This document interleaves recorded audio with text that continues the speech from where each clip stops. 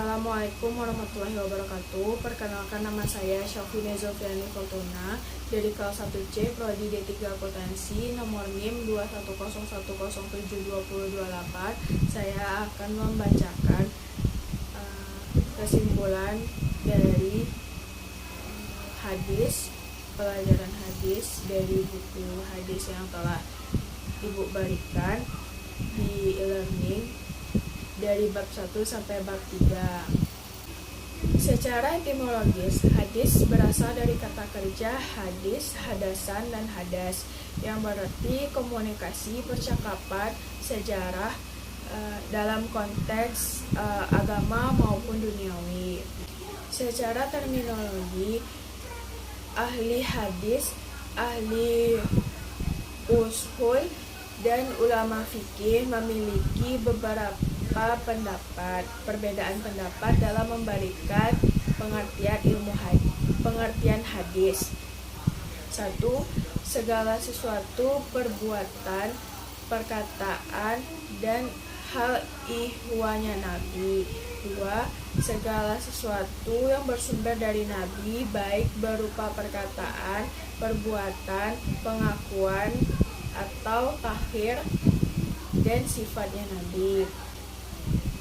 3. Sesuatu yang disandarkan kepada Nabi berupa perkataan, perbuatan, pengakuan, atau takhir dan sifatnya Nabi. 2. Sunnah. Secara etimologi berarti jalan lurus dan berkesinambungan, yang baik maupun yang buruk. Menurut kalangan ulama ushul, sunnah adalah sesuatu yang disandarkan kepada Nabi SAW selain Al-Quran, baik berupa perkataan, perbuatan, atau takhir yang pantas dijadikan dalil hukum syara.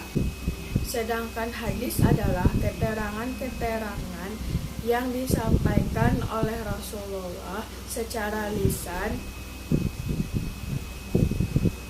mengenai sesuatu masalah dunia dan agama. Ada yang mengatakan sunnah adalah suatu tradisi Rasulullah. Namun, sunnah bukan hanya sekedar atau semata-mata tradisi Rasulullah, tapi juga tradisi sahabat yang dilakukan secara sadar setiap waktunya. 3. Kabar. Kabar menurut bahasa berarti an-naba, yaitu berita. Kabar menurut istilah terdapat 3 pendapat, yaitu 1.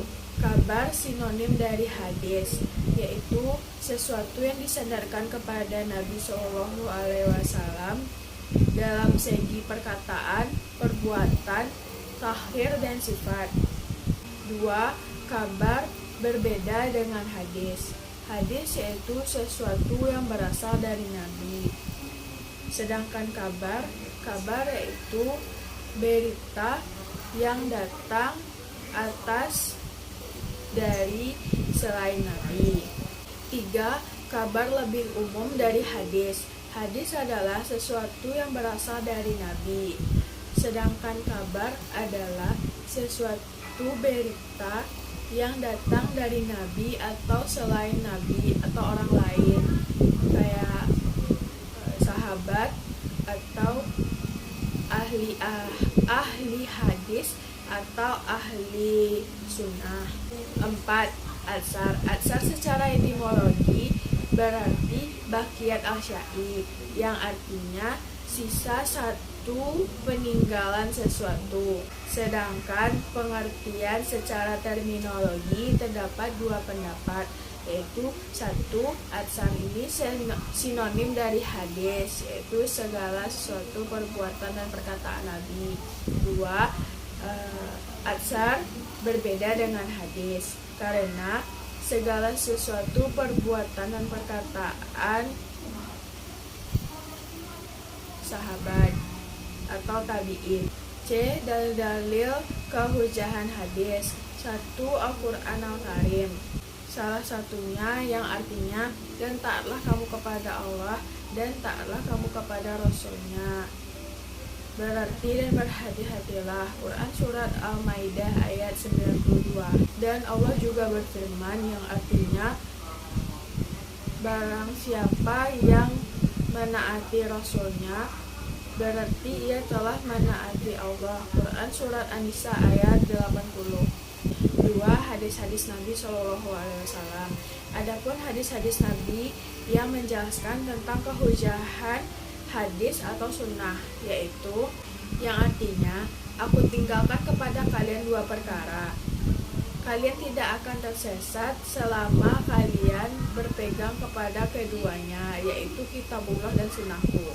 Hadis tersebut menunjukkan bahwa Rasulullah SAW telah diberi Alkitab dan Sunnah dan mewajibkan kita berpegang teguh kepada keduanya serta mengambil apa yang ada pada Sunnah seperti mengambil apa yang ada pada Alkitab. Bab 2. Cara memahami hadis.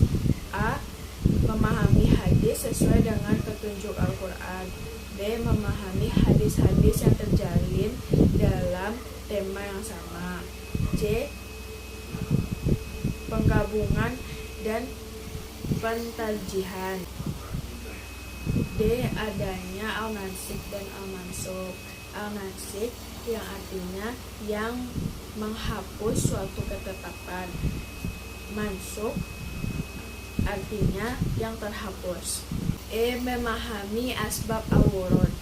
Bab 3. Ilmu hadis dan macam-macamnya. A. Pengertian ilmu hadis dan pembagiannya. Secara terminologis, ilmu hadis menurut ulama mutaqaddim terbagi menjadi dua, yaitu ilmu hadis riwayah dan ilmu hadis dirayah. 1. Ilmu hadis riwayah. Ilmu hadis riwayah adalah ilmu pengetahuan yang mempelajari hadis-hadis yang berdasarkan kepada Nabi Muhammad SAW, baik berupa perkataan, perbuatan, takhir, tabiat, maupun tingkah lakunya. Objek ilmu hadis riwayah adalah cara menerima dan menyampaikan kepada orang lain dan memindahkan atau mendewankan.